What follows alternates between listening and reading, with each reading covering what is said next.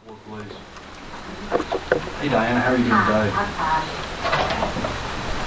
Excuse me. Thank you. I'm honored to be before you all today. I'm honored to speak to you and tell you about my personal trip that I have gone down the road for the last 20 years. I'm a wife, mother, and grandmother. I still work 4 to 6 days a week to help pay the bills and help raise grandchildren. I'm from Jefferson County and I'm active in my church. I'm also active in Alabama Cure, which is Citizens United for the Rehabilitation of Errors, those who make errors. And I'm here as a prison advocate to speak for those that cannot speak for themselves or are not allowed to. I'm really disappointed that there's not representation on the task force for an inmate or an inmate family. I think that would be a great thing to have. CURE came into existence in 1973 and Alabama CURE in 1999. CURE is an international program and works at a national level for inmate issues. We believe that prisons should be used only for those who are absolutely must be incarcerated, and that those incarcerated should have all the resources they need to turn their lives around. Alabama CURE has successfully worked on amending the habitual offender law in 2000, and then the retroactive version in 2001, which allowed many inmates to gain freedom. CURE has also been successful in having phone rates lowered to a more reasonable and affordable rate so that inmates' families could stay in touch with their loved ones. In the past, we've had quarterly meetings with the Commissioner to voice our concerns, and Commissioner Thomas, we hope to continue that with you in the future. Mr. Thomas, I want you to know that you're in our prayers at night. You've got your hands full, and we know it. You have to take all of the inmates that the judges and the DAs and the parole and probation officers send to you. And I realize it's hard to care for as many people as you do, and you rely on the responsibilities of wardens and correctional officers to do that for you. And a lot of times that's not being done to your expectations. I believe that there's a lot of bad in our prison system, and that there are many inmates that do not deserve the treatment that they receive. I know in one prison the administration has run off 20 to 30 correctional officers in the last 3 years. And this warden has made the statement that he hates inmates and he hates correctional officers too.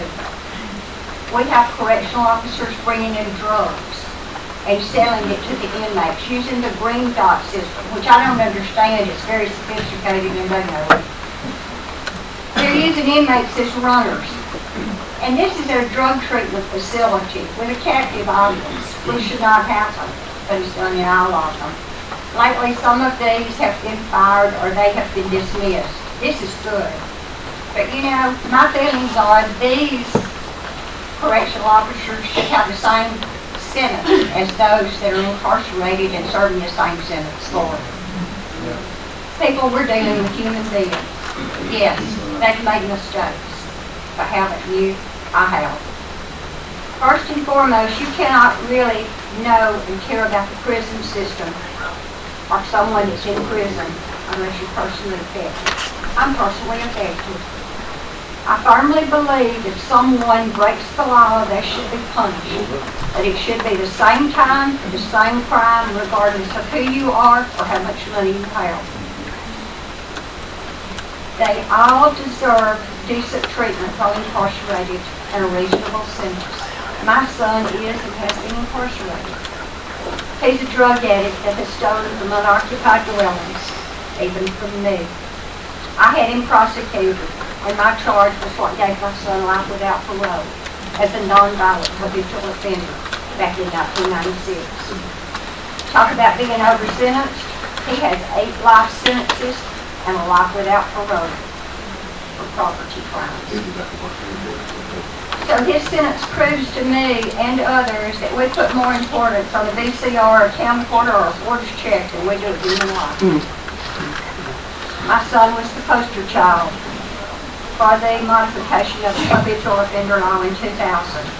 The reason being, he got life without parole and was expected to die in prison while his cohorting crime with a longer rap sheet, his parents' money, and his attorney got a year in the game. After this injustice, we started working on to repeal the Habitual Offender Act for nonviolent inmates. We learned that there were many in the prisons that did not need to be there. They hurt themselves and they hurt their families. Representative Demetrius Newton, God love his soul, championed our cause.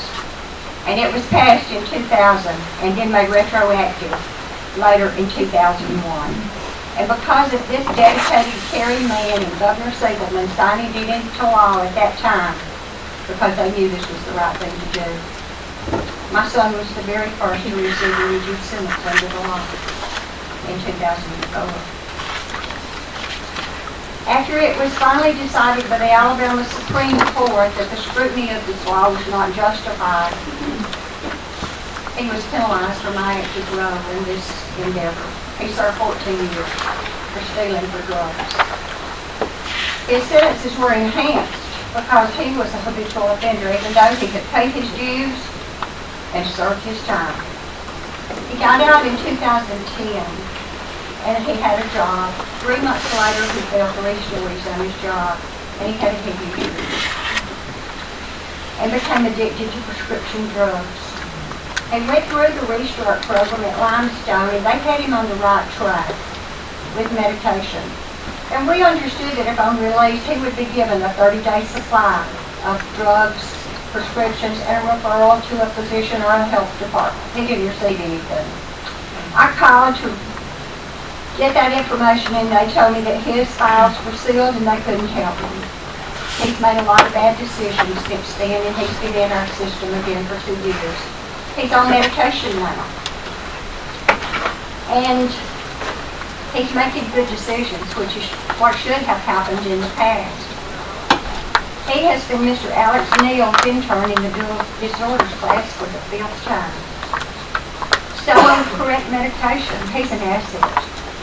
And he should be doing this on the outside to those before they go on the inside. He's never had a disciplinary or citation. There are many like my son that's clogging up the system. They're there for violation of parole, probation, or drug-related crimes, serving lengthy sentences. Those who were sentenced 20 years ago or more would not get the same sentence by today's standards. And these people that have clogged up the system is why we're having this meeting again today. We've had it in the years past, and we're having it again. While I understand that this task force is not looking at prison conditions and concerns, it is important that you all understand the environment and the state of the facilities run by the state with our tax dollars. Alabama spends the least amount of money on medical care and food in the nation, and this has created a list of dreadful problems. The DOC infirmaries are mental and medical health wards, and not real good ones at that. Recently, there was a TB and scabies outbreak. First of all, the inmates were treated with Benadryl cream, but afterwards they received some medication. There are still inmates with scabies who did not receive the appropriate medication and still have open lesions and have clogged themselves raw. This has even been passed on to visitors on the visitation yard. We have inmates who are incontinent, and they have been told they can't have diapers any longer, that the state can't afford it. I'm sure the state can't afford it, but y'all taking their dignity away, what little they have left. One guy is a diabetic, and he had a sore on his foot. It wasn't treated properly in a timely manner, so they cut part of his foot off the first week in September. One inmate went to the doctor. He wasn't feeling well. They told him he had a UTI. He was given medications. He kept going back because he didn't feel good. After continually complaining for 3 months and 25 pounds lighter later, he was sent to an outside hospital where he was diagnosed with stage 4 colon cancer. He died. He was only 35 years old, but hopefully he received pain medications for his pain.